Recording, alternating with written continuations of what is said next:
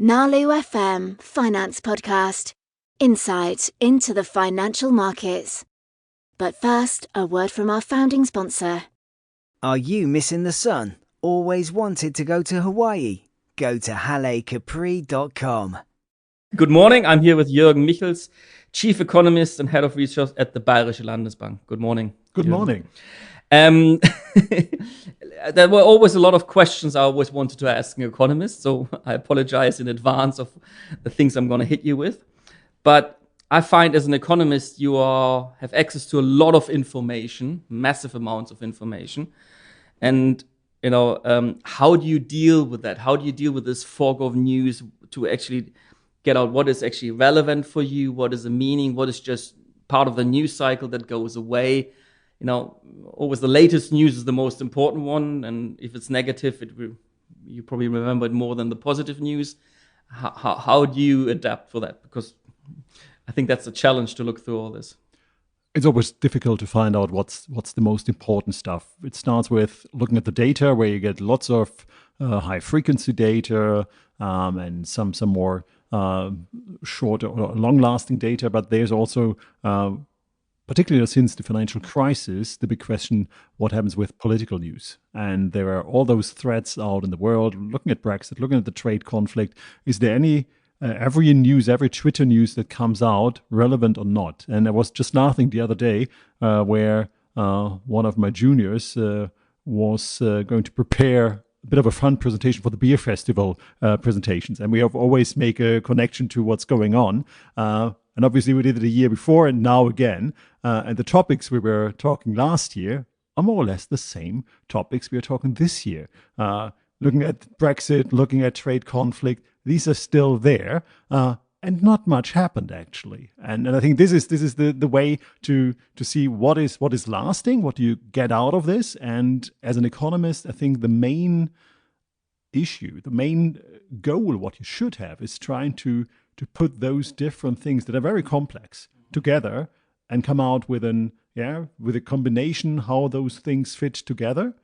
Try to find a language that is understandable for people outside of this, and try then to put this into the decision of central bankers and what implication has this at the end of the day for markets. Now, you also worked for different companies in your career. This now is a very German company, if I may say so, but also previously big international, maybe more US or UK-centric companies. Have you ever noticed a difference in how the certain economist has a certain regional bias in the way how he interprets data and also how he thinks about it? Being an economist trained in Germany, you have a different view on inflation than most other economists around the world. And that becomes always very obvious. And I think the other thing that comes through when you work in London or in a US company, they are much more with hands-on approaches. Also, when it comes to fiscal policy or monetary policy, you want to keep the show going on. And from a German angle, you always look at Ordnungspolitik. You want to have all the structure in it. And do you set some wrong incentives for the long term? I think that's the different approach where looking at it from a German angle, and also you see the German political debate, what is going on about issues that the rest of the world does not care about, but the Germans can debate it forever and ever and ever, and the rest simply goes on. And I think these are the main differences in that approach. And from or as a German view, you always put a bit more of, yes, you have to explain everything. And from the other side, you come to the topic and tell what it is all about. And I mean, that's something lots of people claim. I don't know if that's true. People say, like, the Germans trying to more protect the saver, while, let's say, more the Anglo-Saxon world, they're trying to protect more the people who borrowed money. Is that, you would agree with that? When you think about financial markets, the Germans is a country of risk-averse bond investors. And that's different to other places where you have equity investors and so on and so forth. And there, from that starting point, they have a different view on central bank actions and everything what comes around this. And in that respect, yes, they regard things like cutting interest rates different than an investor in the UK or the US does. Now, as an economist, you try to measure things that have a monetary value, like gross GDP of a country. But now a lot of the industry or tech economy is based on barter. I give up my data, in return I get from Facebook or somebody else of these social media companies, I get a free service. How do you measure something like this? And next step, then we can talk about tax, what that effect had. I think that's one of the pitfalls with all of those transition, what is going on in the economy to this exchange economies. This is not measured. What we do very well, and we got all the statistics, is about when you produce a car, it's the amount of steel and everything that comes together. You can all measure and weight it, but when it comes to services, what we do in the financial sector, we don't have any statistics about it. You know the people that work there, and at the end of the day, a couple of years later, you get the tax statistics, and you can assume what kind of value added they created. But if you do really things like exchange data for some other payments or services, it is not covered. And I think this is one of the difficulties when you think about technical progress. Do you see it in productivity data?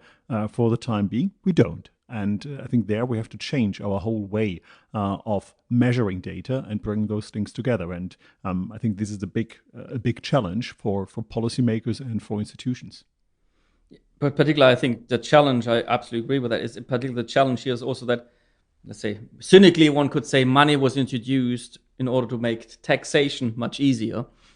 Now, how do you tax these kind of companies, and where they realize their profit at the end, or valuation in a sense, or stock market valuation? But that's I think that causes.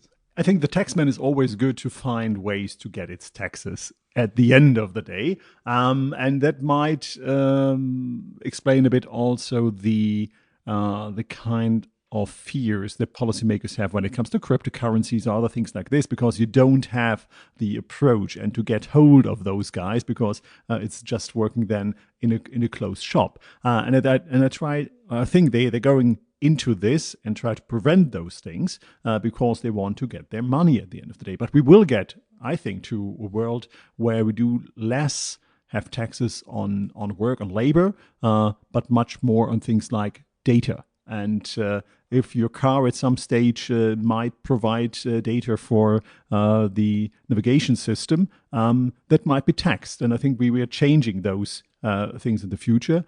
We're not there yet, but I think there will be a change in the whole way of getting your revenues as a state. Speaking of tax, let's talk about Europe in this case. More and more rules in Europe are set by the European Union, and they're trying to make it equal across. But the one thing that is still very different can be the corporate income tax or corporate tax. And particularly as certain countries can negotiate their own double tax treaties with other countries. I think the most cynical one is probably Luxembourg having a double tax treaty with Monaco. It's a business model. It's a business model, exactly. But I think that will still cause friction in the European Union, because then there could be a bottom to the race. And then obviously the companies, if you're a company and you're responsible to your shareholders, obviously you want to pay as little tax as possible and return as much possible to your shareholders. But money doesn't take up much room, so it's easy to put it into a small country like Luxembourg or Malta, other things. But is that a good idea that there still is that flexibility, do you think? Or should there be at least a minimum level set in Europe? Because, probably the UK now, if it does the Brexit, completes it, it probably will have to planning to drop corporate income tax in order to attract more companies. I think the first way, if you would have this tax competition, that's a good thing.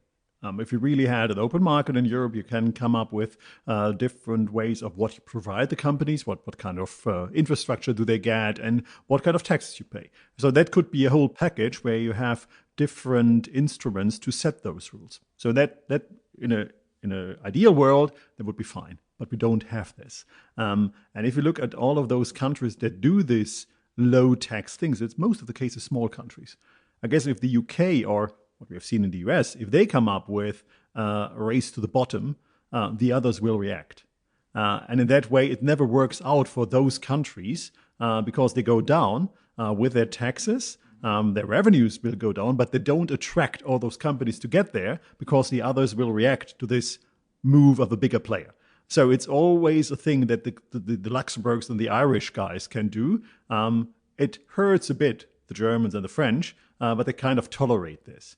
But coming back to Europe, if you want to get to something like a fiscal transfer system or something else, you need to have then also a system that is very common and very kind of agreed on the revenue side. So if you do this thing that we need a common fiscal policy in Europe, then you have to have a common tax policy. But all this, going to this kind of unified Europe, requires lots of other unified and European policy measures. And I think that's really the political question. So we can't get away all of the flexibility measures, tax revenues, expenditures, what you have country by country. You have taken away the currency. You have to have some room to react, but you have to look through this very, very carefully. And I think if there is, think of the next crisis or what's coming up, you need some European answers to this, and not just an answer of Germany or France and Luxembourg. And if you want to get this, you have to get rid of all of those tax loopholes what you have at the moment. Thank you, Jürgen, for such an insightful conversation. Nalu FM Finance Podcast.